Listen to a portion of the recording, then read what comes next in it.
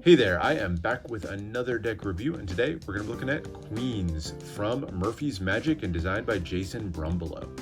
You may or may not know Jason's name, but you've probably seen his work. He's the designer behind Artifice and Arcane, among other decks. Those two decks are mainstays in Illusionist's line of cards, some of their most well-known decks. And so Jason definitely has the credentials behind him, but let's see how he did with this deck, which is a throwback to 2017. The deck itself was obviously inspired by the game of chess. I think it's a great subject for a deck of cards, and one that's been used in a few other places. Illusionist, in fact, has the Kings and the Knights decks. There's been the King's Game deck. So lots of different decks have been inspired by chess, but let's see how this one turned out. Now, starting with the tuck case, it's all done in this white matte cardstock, really premium feel to it, and it's covered in two colors of foil, both red and silver. You can see that silver and the red both glowing there in the light as I tilt it. Very, very clean look overall to it, with lots of empty space to kind of give it a very fresh look. It says the name of the deck, Queens at the top, and then this composition in the center made up of a queen chess piece standing tall in the center, and then a smaller knight chess piece flanking her on either side. The borders around here are all done in kind of a semi-architecturally inspired detail in just that mixture of red and silver foil. A beautiful front to the tuck case. On the sides, along with the extra ornamentation, just says Slipstream Finish. That's the finish that Expert put onto these cards. And then on the other side, Murphy's Magic Playing Card Company. The bottom has your ad copy for Murphy's Magic. Mentions these are made in China. Just mentioned they are from the Expert Playing Card Company. And then the top just says Make Your Move. The back here has a foiled version of the back design of the cards, which we'll look more closely at in a second. And the entire tuck case is really, really lightly embossed as well, giving it a really nice feel. The inner flap has a queen's crown in red foil, and then some extra silver foil detail. And then on the inner flaps here, you get a rook on one side and a bishop on the other, both in red foil. So beautiful tuck case, very clean aesthetic overall. I think they did a great job with this one. Let's get into the cards. We'll start with the back design. And here it is. So we saw a preview of it on the back of the tuck case. And this is pretty much the same design. It's done in two colors, but got both the red and the silver metallic ink against that white background. Really beautiful. And that silver metallic just gives that really ethereal look overall there as it kind of flashes in the light. The background is just a chessboard made up of the red and white squares, and you can see just different little details in the red versus the white squares.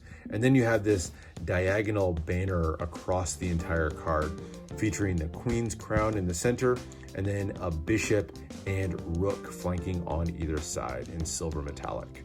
Finishes out with that silver border and then a super thin white poker border. So that's the back design. It is definitely a strong one-way back design because of those center elements there, but I don't find it to be too annoying. Certainly, if you're gonna do a one-way back design, I very much prefer that they be kind of contained to the center of the card. For me, it makes it a little bit less distracting, like if you're riffling through it or something. But there's the back design. Definitely a fan of that.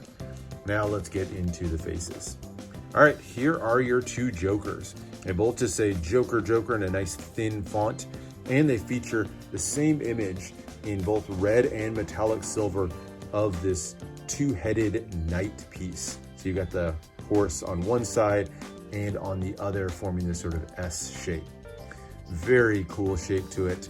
Almost has a look of like gears or something like that forming it. So it almost gives it that kind of mechanical look. I think it's a very cool modern take on the knight. So there's your two jokers. No other extra cards in this one, but here's your ace of spades, also very highly customized.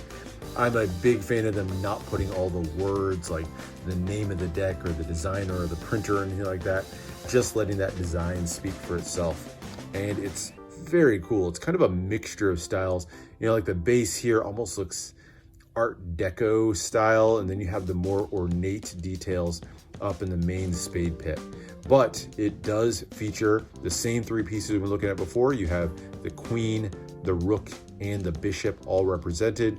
You have little flashes of a chessboard pattern behind it, and then a really ornate border around the whole thing. So very cool spade pip.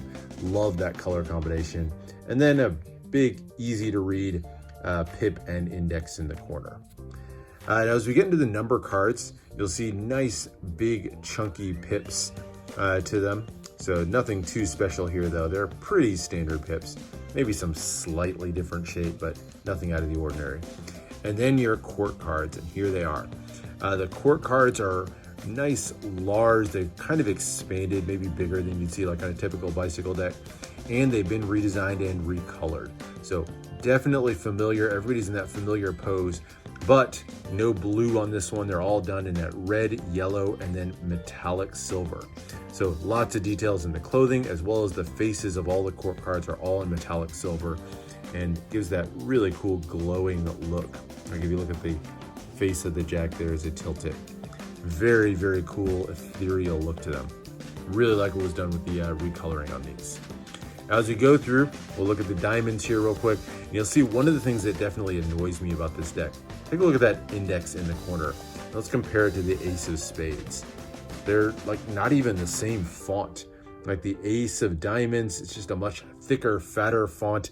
I don't know what's going on. And you'll see that as you go through a lot of the different cards. The fonts are just really inconsistent on this one. So I don't know what's going on, but like all the diamond pips have fatter fonts than the spade pips. Don't know what's up with that. The diamonds themselves are also a little bit bigger than the other pips. So you can see these huge pips as you get through here. Now let's compare them side by side. So let's grab the 8 of spades here. And you'll see the diamond pips are classic standard shape, but they're also a little bit bigger than the spade pips. So not sure I love that inconsistency, but it is what it is. And then back to some of those beautiful court cards. Like that design a lot. There's your club courts, so more of the same. And then into your club number cards. Now we're back to kind of thinner fonts again. And then back to fatter fonts for the hearts. So there's your courts. And then through the rest of the deck. And finishing with the ace of hearts. So that's it. As far as handling, this is definitely a stiffer feeling deck. That's not uncommon with the Expert Playing Card Company. This is done on their regular stock and with a slipstream finish. So definitely a nice slick feel to them. They handle really, really well. They fan smoothly.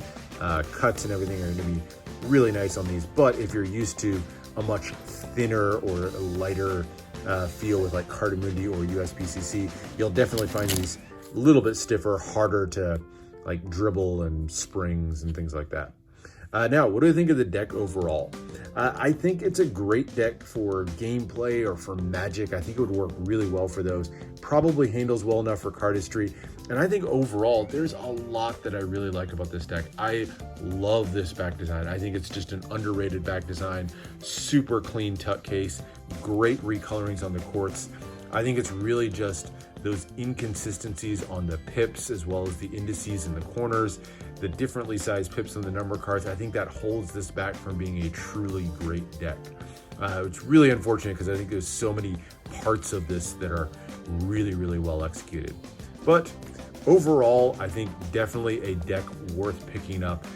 I think that the positives on this one outweigh the negatives, make it a really good deck overall. So that's it for this look at the Queen's deck.